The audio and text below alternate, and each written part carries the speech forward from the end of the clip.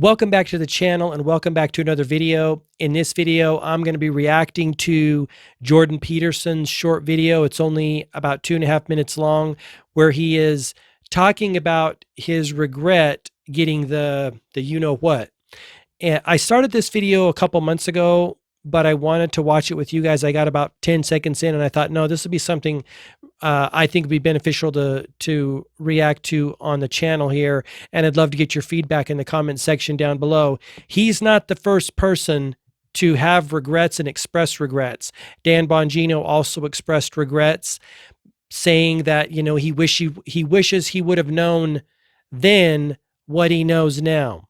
So a lot of people are kind of in that boat, and I feel for those people because that's got to be challenging, right? That's got to be hard to go through. So let's jump in here and see what Jordan Peterson has to say.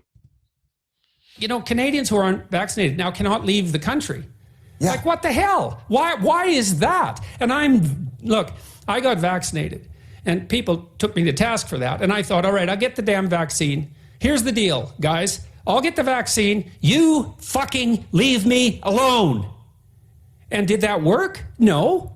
So it's interesting, you know, I'm actually shocked to hear him say that because, like I say, he's a brilliant man. I have a lot of respect for Jordan Peterson. I love this guy. He is sharing so much knowledge and wisdom and intelligence with the rest of us during this spiritual / culture / social war that we're fighting right now. And I think he's a solid gold gem. For him to say that really shocks me because he knows so much about the human experience. He knows so much history. He knows so much human behavior. It's interesting that he didn't know that that you can never appease tyrants. And so for him to say that is really kind of shocking to me, to be honest. Let's continue. Stupid me. You know, that's how I feel about it. It's like, well, now I have to get tested for COVID when I come back into Canada. I have to get tested before I leave Canada. Now, you know, that might be the latter issue. That's an issue with the Americans. And so that's outside of the Canadian purview. But the restrictions to get back into Canada are even more stringent. It's like, well, why to get the vaccine then if you're not going to leave me alone? You know, my knowledge and my understanding of tyrants, they're never going to leave you alone. I mean, part of the reason why I even jumped back in and started talking about politics and culture, I didn't ever talk about that on my channel. You know that if you've been a long-time subscriber. I was talking about consciousness, law of attraction, spirituality, how to improve the human experience. I wasn't talking about culture wars. I wasn't talking about politics. But what I noticed was they came into my world. They moved the line further into my world. I gave up on politics 15 years ago. I wasn't really in it to begin with, but I sensed extreme negativity. And it wasn't something that I wanted to engage in. I had better things to do with my life. And I thought, I'm going to leave them in their world and I'm going to live my life. But what happened in 2021, specifically September of 2021, when Joe Biden said that their patience was wearing thin, I woke up and I said, wow, these guys are just moving the line. They're moving the line further into my world. And if I don't push back, if I don't get in the game, who knows how far they'll move the line next time. See, I will not allow that. I will not allow crooked, corrupt politicians who have become millionaires off the backs of the American people and off people of every country. I will not allow those people to take any more. They have enough.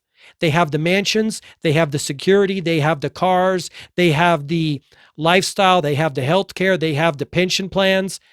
And mind you, most of those politicians go in middle class and then most of them come out multimillionaires. So I gave them all that. They cannot have any more from me personally.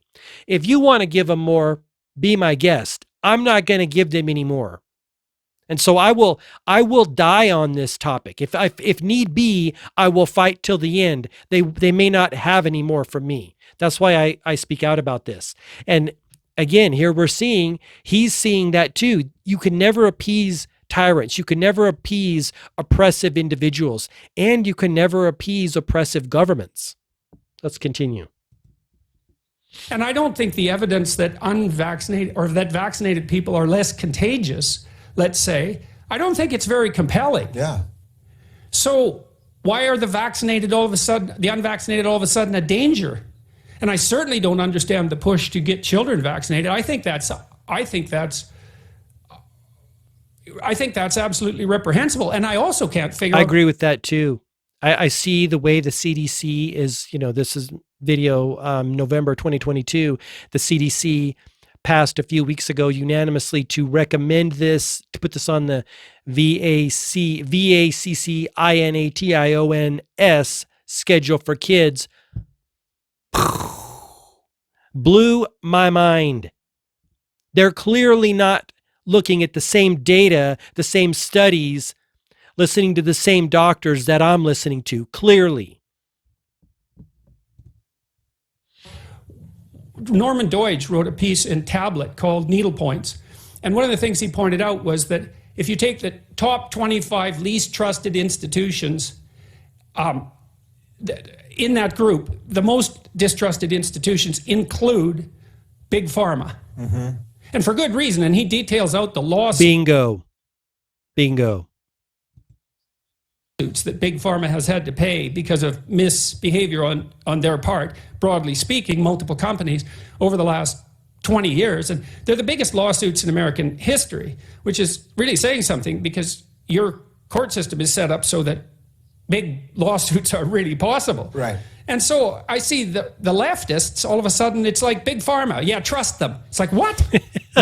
I thought that too. Two entities that I assumed individuals would know not to trust. Your government and Big Pharma. And boy, was I wrong. I looked out into the landscape as we were coming near to the end of 2020. I thought we were all on the same page in 2020. I was afraid, right? I was washing my hands like a maniac. I was wearing the you-know-what, mostly because I wanted to, quote unquote, be a part of the solution, not part of the problem. I wasn't necessarily concerned because I was like, well, if what I know about viruses is they never go away. We're just going to either learn to live with it or we're not. And so I wasn't concerned for that matter, but I did wear the thing and I did wash the crap out of my hands. I was scared like everyone else, but as we got to 2020, end of 2020 and 2021, people were looking to the government and the pharmaceutical companies, and I was like, you're kidding me, right? You are kidding me. Those entities are the most untrustworthy on the planet. Let's continue. What? Really? You guys? I don't understand that at all. And psychologically, so what's going on here? It's like, well, I think the underlying phenomenon is something like, well, as long as it's for health and safety, it's always good. And, not to get conspiratorial here, but the same damn thing is going to happen with the climate change push. Absolutely. It's already being reconfigured as, well, it's the biggest public health issue of our time. It's like, no, I don't think so. I think overreaching bureaucrats are the biggest health, what would you say, the biggest challenge to our health of our time. 100%. 100%. How many times are we going to fall victim to a new push by the government to, it's a money and a power grab. That's all it ever is. So that's Jordan Peterson talking about his regrets getting the you-know-what. What do you think? Let me know in the comments section down below. Thanks for watching this video. I'd love to have you as a subscriber. Leave me as a thumbs up if you liked the video. Until next time, I wish you all the best health, wealth, and success. Bye-bye.